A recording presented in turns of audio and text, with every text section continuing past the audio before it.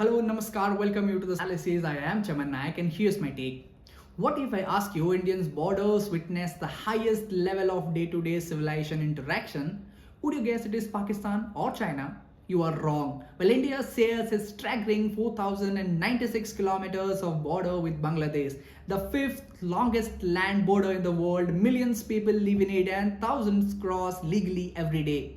Yet, this same border remains vulnerable to narcotics, vulnerable to counterfeit currency, illegal crossing, arms smuggling, and human trafficking. So, here's the real question: how do we keep peace at the border where the trust and threat work side by side?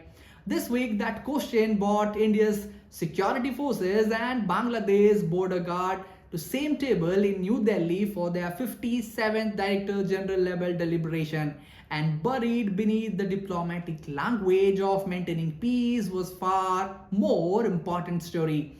Well, the BSF and the BGB reaffirmed their commitment to maintaining peace and stability along Indo-Bangladesh border. But the discussion wasn't ceremonial for sure. The two sides focused on preventing smuggling activities, arms, counterfeit currency, and the gold. Well, they addressed the illegal crossings and human trafficking. They agreed to strengthen coordinated patrol, improve the real-time intelligence, and intensify the joint action. They also retreated the policy of zero tolerance towards activity that threaten the border security. Because this isn't just about a border guarded by the forces, it's about the border of rivers, farms, forests, and densely populated villages where livelihood, migration, and the national security intersect every single day. Now, here the question arises: why is this important?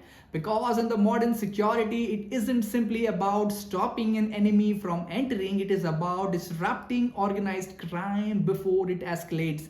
It's about preventing human trafficking, it's about preventing counterfeit currency, it's about increasingly about geopolitics. Well, Bangladesh occupy a critical place in India's eastern security framework, and at a time where the South Asia is becoming strategically more significant stability with Dhaka, it isn't just about diplomacy, it is about national interest. One breakdown in the coordination can empower criminal syndicates. Now, one miscalculation can inflame public opinion, and one preventable incident can strain the years of trust building.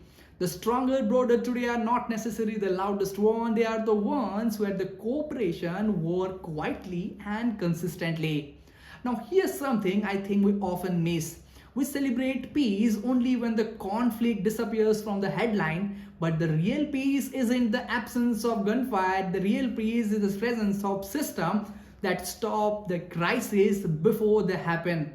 Well, the success of this meeting won't be measured by a photographs or the joint statement. It will be measured by whether another trafficking victim is rescued or not, whether another intelligence is shared or not, and whether everything is fair or not. Because in the Indo-Bangladesh border, it isn't just about Indian product, it's about the relationship India manages.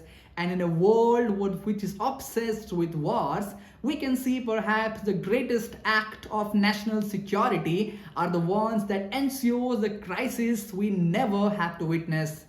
Well, that's all from today's analysis. I will be back with another episode. Till then, thank you for watching this.